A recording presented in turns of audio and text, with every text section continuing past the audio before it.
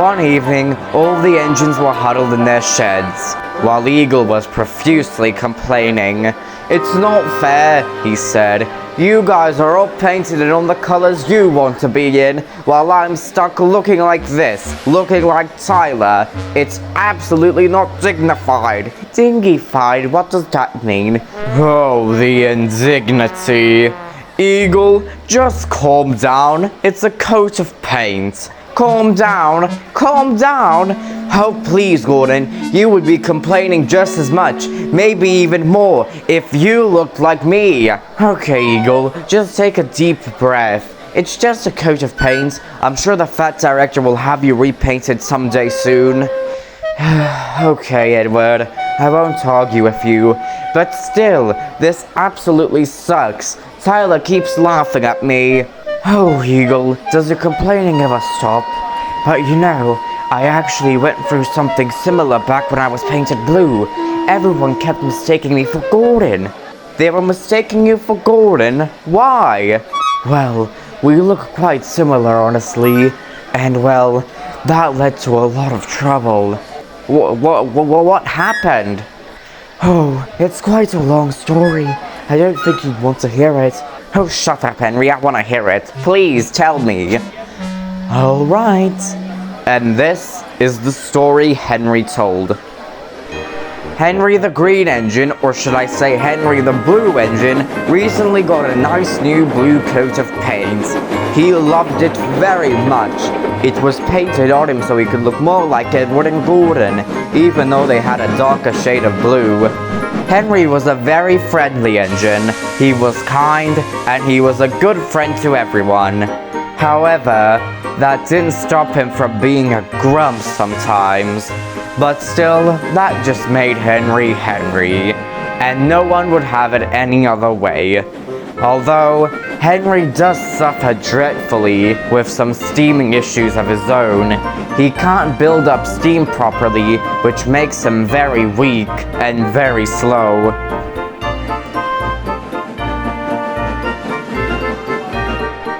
One late evening, Thomas and 13 were in the sheds at Tidmouth.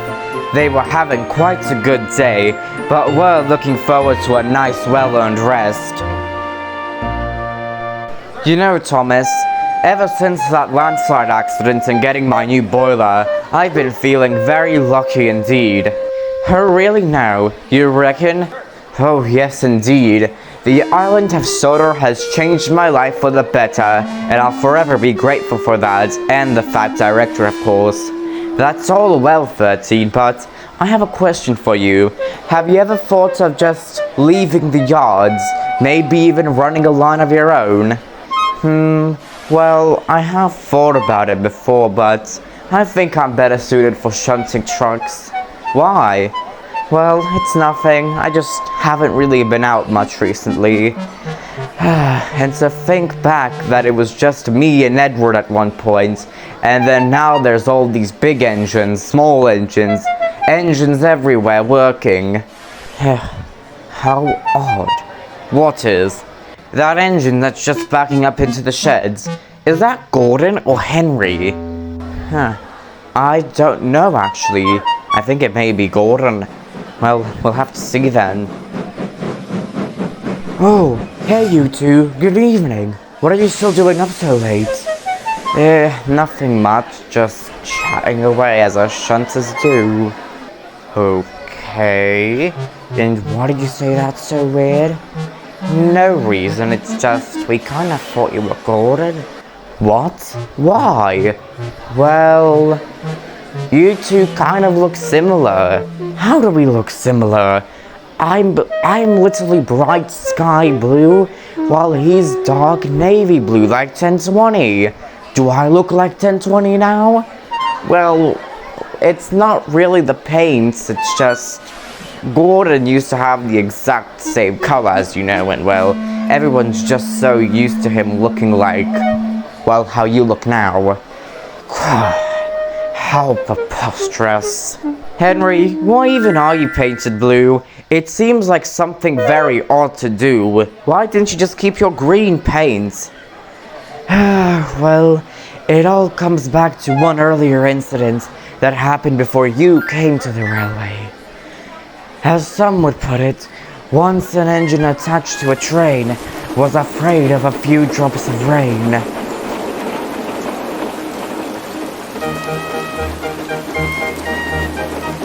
He slid into a tunnel, squeaked through his funnel, and wouldn't come out again.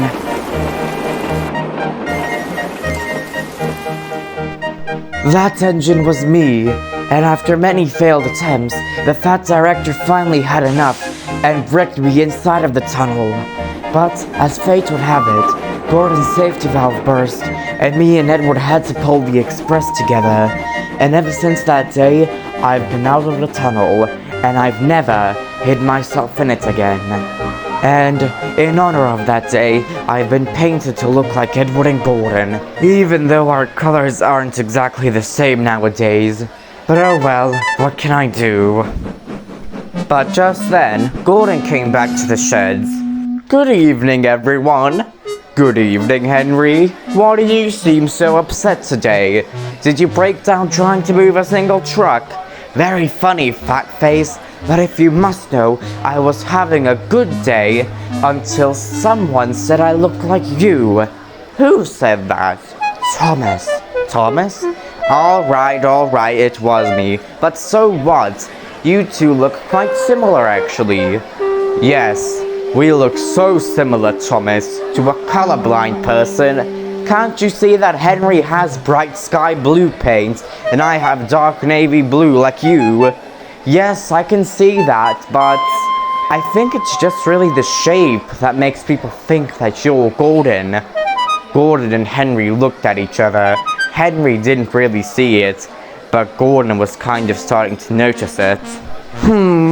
I do see your point, Otto Thomas, but there's a problem. Henry's too quiet.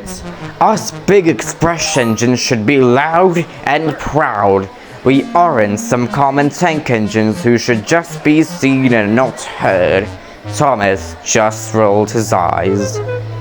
As I was saying, my dear Henry, you may look like a grand engine, but you must act like one.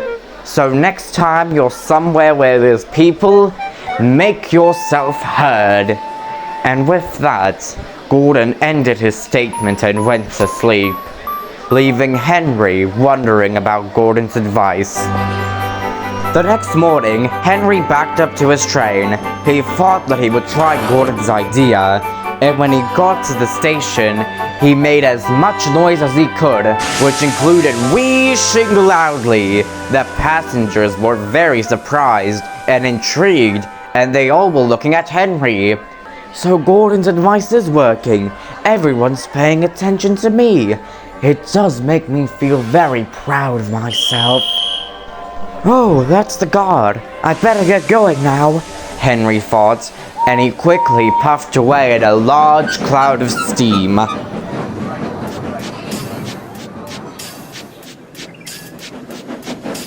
At every station Henry went to, he made sure to make as much noise as he could. All the passengers were looking at him always, but there was one problem. They kept thinking that he was Gordon. Henry didn't like this sort of attention.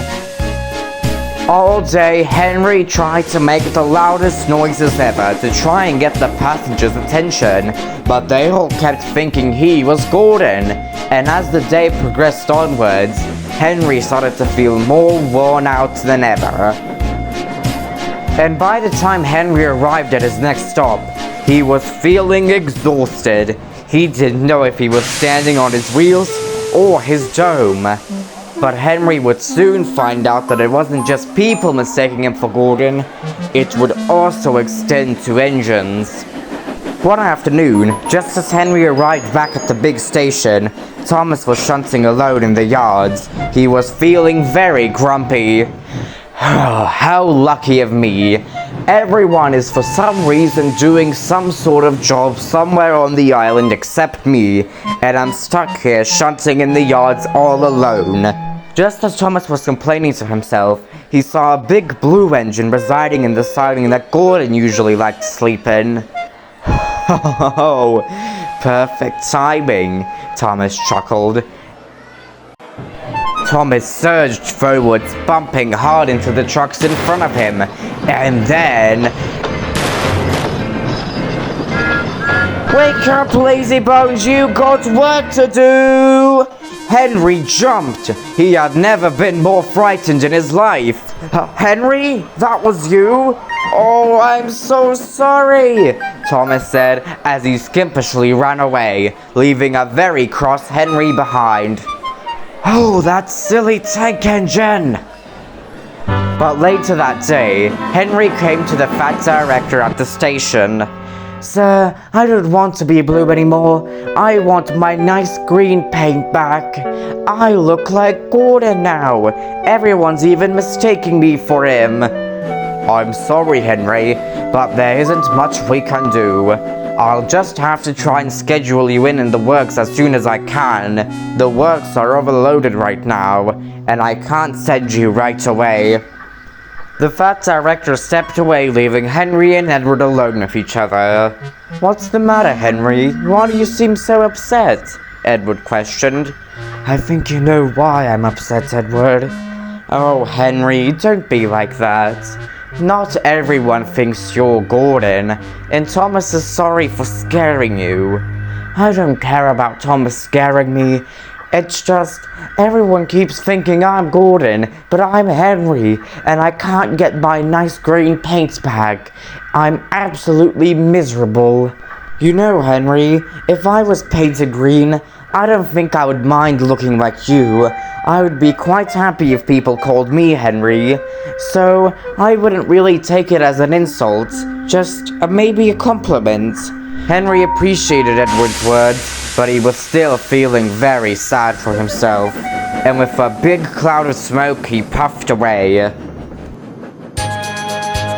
As Henry was traveling down the line, he saw a small boy on the overhead bridge with a notebook and a pen. Henry whistled to him, and the boy excitedly written something in his notebook. Henry thought that he was writing down Gordon's number, which upset him even more. He slowly arrived at Elfridge, wheezing and wheezing. Harwin was quite surprised to see such a sight. Henry, are you alright? You look absolutely horrible. No offense. Yes, I'm fine, Harwin. And Henry explained everything to him. When he finished, Harwin felt pretty sorry for Henry. Oh, Henry, don't listen to Gordon's stupid advice. You know that he's a complete idiot.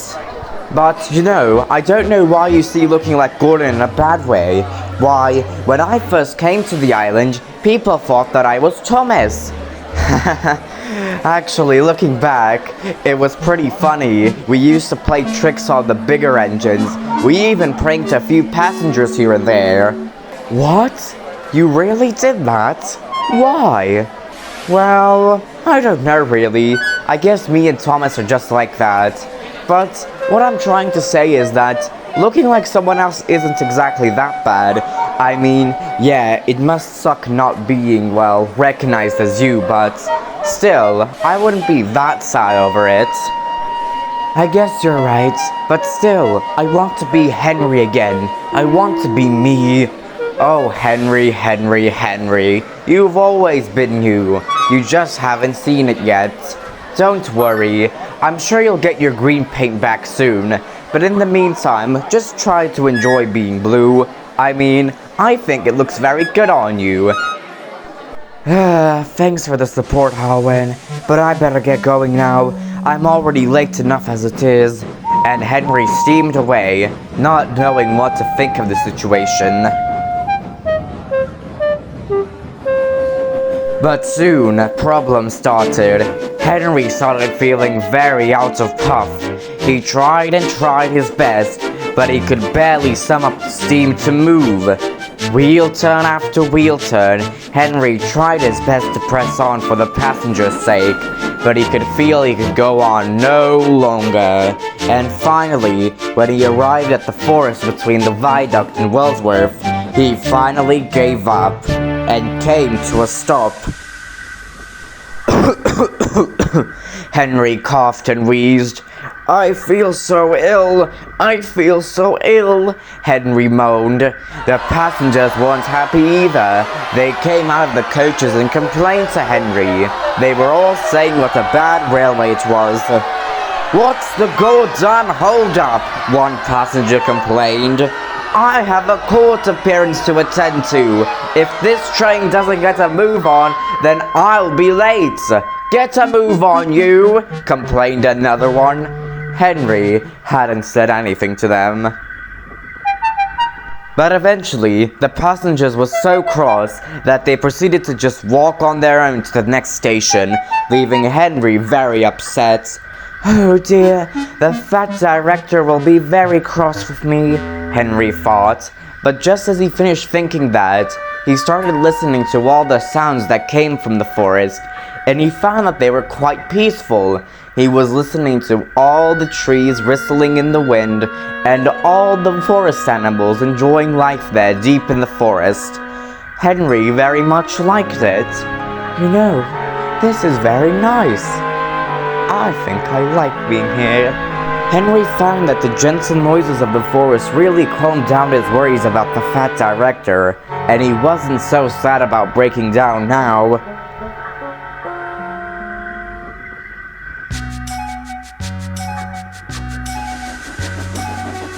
But a few hours later, Tyler was coming down the line with a goods train, and he saw a quite concerning sight in front of him.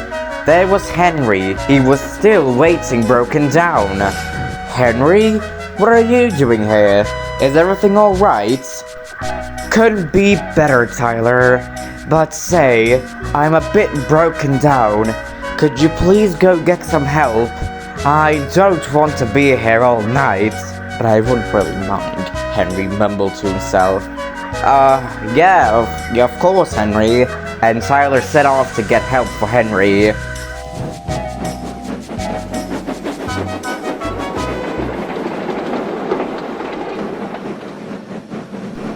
Once Tyler got help for Henry, he was taken swiftly to the works, but not just to be repaired, to get repainted. And what color do you think Henry got?